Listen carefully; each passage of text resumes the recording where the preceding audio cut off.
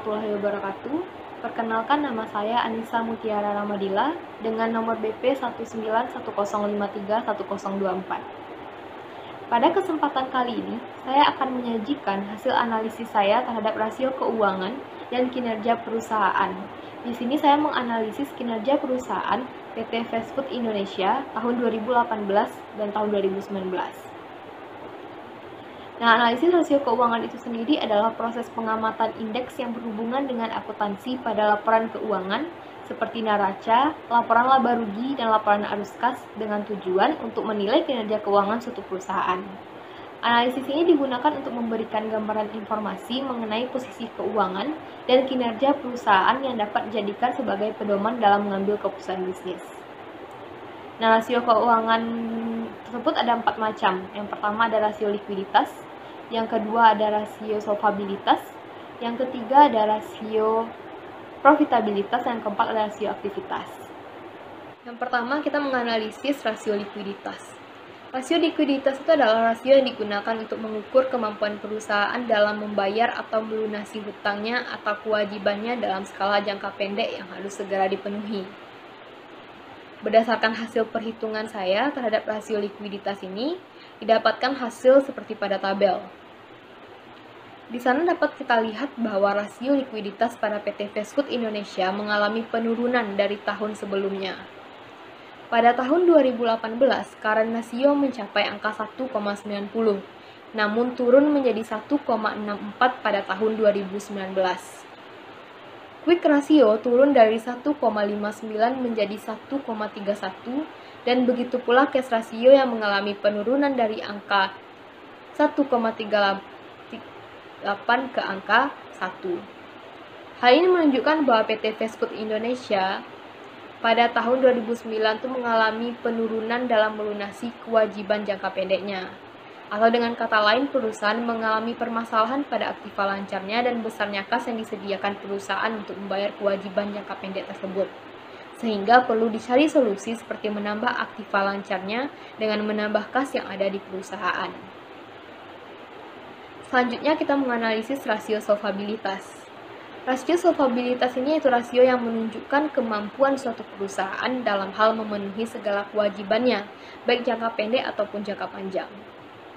Perusahaan yang termasuk dalam solvable adalah perusahaan yang memiliki harta atau aktiva yang cukup untuk membayar semua hutang yang dimilikinya. Namun, apabila perusahaan tidak mampu membayar semua hutang dengan seluruh aktivanya, maka perusahaan tersebut bisa dikatakan insolvable. Berdasarkan hasil perhitungan saya terhadap rasio solvabilitas ini, dapatkan hasil seperti pada tabel berikut. Dari tabel tersebut dapat diketahui bahwa debt ratio dan debt to equity ratio mengalami kenaikan masing-masing sebesar 2,78 dan 11,08. Kenaikan pada kedua rasio ini menunjukkan bahwa PT Fast Food Indonesia kemungkinan mengalami kesulitan dalam memenuhi kewajibannya. Dikarenakan semakin besar utang terhadap modal dan aktiva, maka semakin sulit bagi perusahaan. Coverage ratio juga mengalami kenaikan angka 1,03 kali. Namun, kenaikan angka pada rasio ini berarti bahwa perusahaan menghasilkan pendapatan yang cukup untuk membayar beban bunga. Fixed charge coverage ratio di sini mengalami penurunan angka 1,84 kali, yang berarti bahwa perusahaan memiliki masalah dalam melunasi biaya tetapnya. Selanjutnya kita menganalisis rasio aktivitas. Rasio aktivitas itu adalah rasio yang digunakan untuk mengukur seberapa besar efektivitas perusahaan dalam memanfaatkan sumber dananya. Rasio aktivitas pada umumnya diukur dari perputaran masing-masing elemen aktiva. Aktivitas yang rendah pada tingkat penjualan tertentu akan mengakibatkan semakin besarnya dana kelebihan yang tertanam pada aktiva-aktiva tersebut. Dana kelebihan tersebut akan lebih baik bila ditanamkan pada aktiva lain yang lebih produktif. Berdasarkan hasil perhitungan saya terhadap rasio ini, didapatkan hasil seperti pada tabel. Pada tabel tersebut dapat kita lihat bahwa pada tahun 2019, rasio aktivitas ini banyak yang mengalami penurunan dibandingkan kenaikan. inventory turnover, receivable turnover, fixed asset turnover, dan aset turnover mengalami penurunan masing-masing sebesar 1,55, 27, 0,32, dan 0,4 kali. Average days inventory dan receivable collection turnover mengalami kenaikan masing-masing 6,24 dan 4,18 hari. Banyaknya terjadi penurunan ini berarti bahwa penjualan perusahaan menurun. Perusahaan kurang efektif dalam memanfaatkan sumber dananya. Rasio perputaran persediaan, piutang maupun aset tetapnya menurun. Hal ini menunjukkan bahwa perusahaan kurang efektif dalam mengelola persediaan, piutang, dan aset tetapnya. Selanjutnya itu analisis yang terakhir, yaitu pada rasio profitabilitas. Rasio profitabilitas menunjukkan kemampuan perusahaan menghasilkan keuntungan atau laba. Dengan menggunakan rasio ini, kita dapat mengetahui keberlangsungan hidup perusahaan.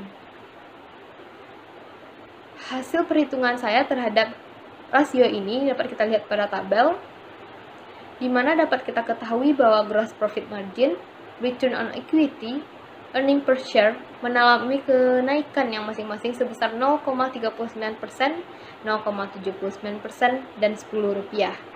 Kenaikan ini menunjukkan bahwa laba kotor dari hasil penjualan dan tingkat pengembalian modal yang diperoleh pemilik perusahaan meningkat. Sedangkan pada profit margin, net profit margin, dan return on asset mengalami penurunan, masing-masing 0,14%, 0,2%, dan 0,48%. Hal ini berarti bahwa perusahaan mengalami penurunan laba dari penjualan maupun aktiva yang ada. Sementara itu, return on investment tidak mengalami kenaikan maupun penurunan. Baiklah, itulah hasil dari analisis saya terhadap rasio keuangan dan kinerja perusahaan dari PT Fast Food Indonesia tahun 2018 dan 2019. Sekian presentasi dari saya. Terima kasih atas perhatiannya. Wassalamualaikum warahmatullahi wabarakatuh.